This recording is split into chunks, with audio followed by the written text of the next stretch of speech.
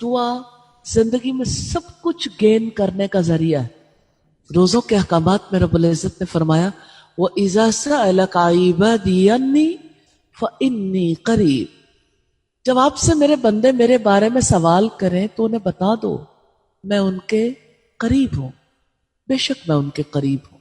उजीबु दावत दाई इज़ा दानी फलयस्तजीबूली, मैं पुकारने वाले की पुकार का जवाब देता हूं जब भी वो मुझे पुकारता है, इसलिए उन पर लाजिम है कि वो मुझसे दुआ करें, मुझे पुकारें।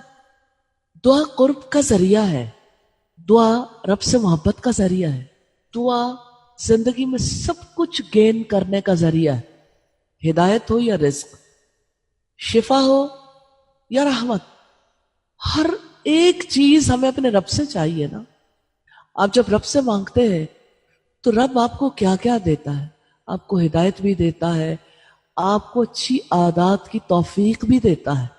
जैसे नबी सल्लल्लाहु अलैहि वसल्लम दुआ करते थे कि अल्लाह मुझे अच्छे अखलाक की तौफीक अता करना, तेरे सिवा कोई अच्छे अखलाक की तरफ रहनुमाई करने वाला नहीं, और मुझे बुरे अखलाक से बचा लेना, तेरे सिवा कोई बुरे अखलाक से बचाने वाला नहीं। जिस रब ने ये कहा व इन्नका लअला खुलुकिन अजीम, सूरह अल कलम की आयत है।